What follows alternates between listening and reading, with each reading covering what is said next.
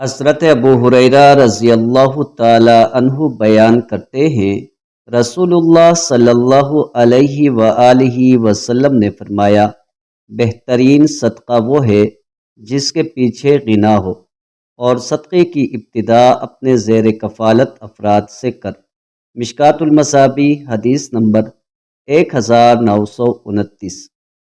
حضرت ابو ہریرہ رضی اللہ تعالی عنہ بیان کرتے ہیں، رسول اللہ صلی اللہ علیہ وآلہ وسلم نے فرمایا، ایک دینار وہ ہے جسے تو نے اللہ کی راہ میں خرچ کیا، ایک دینار وہ ہے جو تو نے گردن آزاد کرنے میں خرچ کیا، ایک دینار وہ ہے جسے تو نے کسی مسکین پر خرچ کیا، اور ایک دینار وہ ہے جسے تو نے اپنے اہل و عیال پر خرچ کیا۔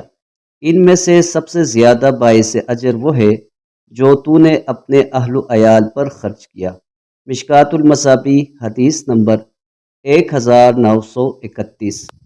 حضرت عبداللہ ابن عباس رضی اللہ عنہما بیان کرتے ہیں، رسول اللہ صلی اللہ علیہ وآلہ وسلم نے فرمایا، کیا میں تمہیں بہترین شخص کے بارے میں نہ بتاؤں؟ اللہ کی راہ میں اپنے گھوڑے کی لگام تھامنے والا شخص۔ کیا میں تمہیں اس کے قریب شخص کے بارے میں نہ بتاؤں؟ وہ آدمی جو اپنی کچھ بکریاں لے کر الگ تھلگ رہتا ہے اور اس بارے میں اللہ کا حق ادا کرتا ہے۔ کیا میں تمہیں بدترین شخص کے بارے میں نہ بتاؤں؟ وہ آدمی جس سے اللہ کے نام پر سوال کیا جائے اور وہ نہ دے۔ مشکوٰۃ المصابیح حدیث نمبر 1941۔